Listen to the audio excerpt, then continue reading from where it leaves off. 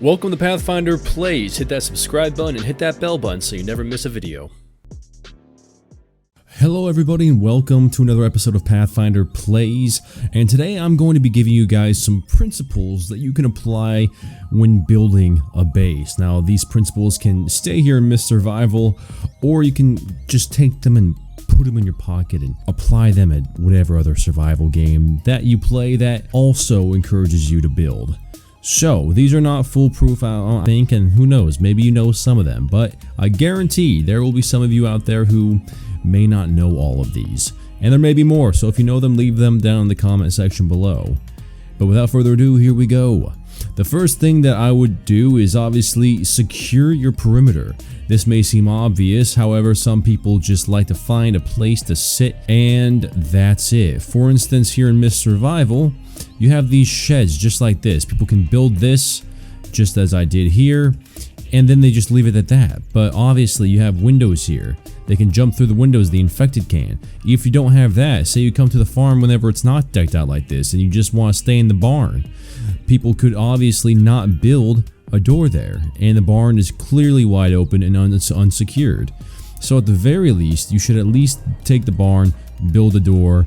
That way you have walls on all four sides of you, you have a roof, everything's fine. A secured perimeter is the first thing that you'll need to worry about. As you can see here, I'm using my base as a reference point because I built walls all the way around, and whenever I couldn't build a wall, for instance with this white picket fence, I built cattle fence on top of it all the way around. So that's number one. Number two, what I would worry about is 360 security.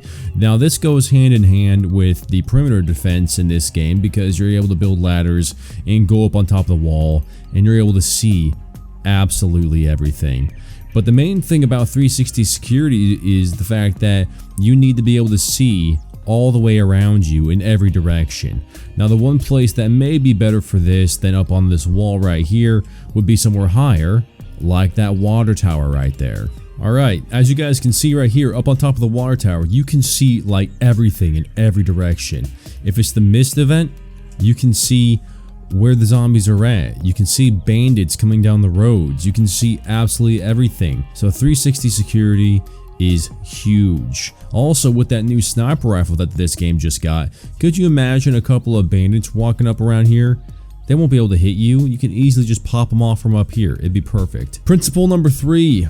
If it's possible, build a single entrance. This helps funnel enemies and lets you know where to focus fire.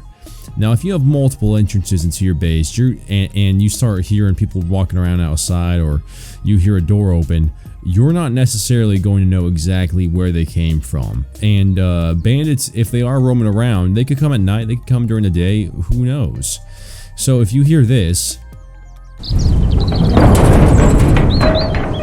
and you have like 4 entrances, good luck knowing which one they're coming from. However, if you only have one and you hear that, you can literally just go straight to it, go to a high point, and focus your fire at that location. Principle number 4.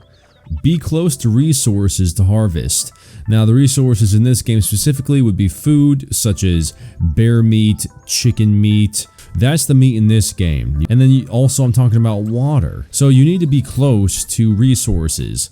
And this place right here is. And once again, you don't need to be right here at the farm, but you need to be somewhere where you know bears spawn and you know there's a water source near. So I know for a fact if I just walk straight that way, in this direction, I'll run across 2 different bears. If I go across straight that way, across the fields, I'll come across 1 bear. So I have plenty of bears that I can go hunt and butcher if I need meat.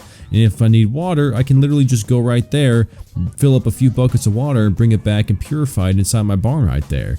All within the safe proximity to my own base. That way if anything happens, bandits start shooting at me, the Myst event starts, I'm able to get in and get out quick. You shouldn't have to spend so much time just getting the basic necessities to survive day to day. Principle number 5, keep your base well lit at night. If you're wanting to just work throughout the night, what happens if bandits come at your base while you're building stuff? Yeah, they have flashlights on them, but other than that, they wear very dark clothing, and nighttime in Myst Survival is extremely dark. So you will have a hard time seeing them, especially if you're trying to go for that headshot. And especially, guys, if you're trying to get good at using a bow and arrow and you don't have any ammo. You need to be able to see your targets. Principle number 6, if possible, build multiple storage containers. You need good storage here, guys. So right here, as you guys can see, it may not be the most prettiest looking of all the storage areas, but I have everything pretty much organized. Right here, I have my light fixtures and my excess tools and materials. In here, I have my miscellaneous items / crafting items. In this container is my armory. I have my practice bows and my guns that I've picked up and my armor. In this one, I have my ingots and gunpowder. In this one, I have my building materials, which is scraps, nails, components, and wood. You need lots of space and storage, and you need to organize that storage because you want to be able to get to this stuff quickly. Principle number 7. Stockpile all resources, especially resources that are single use only and temporary, such as ammo, food, and water. If you guys are going around trying to scavenge things, as you guys can see, it's possible to build quite a bit in this game, and you don't want to run out, and you don't want to have to keep going to the downtown area or the residential area to get things whenever you need them.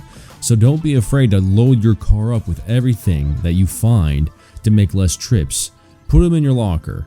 That way you can just run straight over here and get them, especially whenever new updates come about and you can build new stuff. Like I was able to build my repair bench and my reloading bench with almost everything that I had available to me before these things were even available in the game.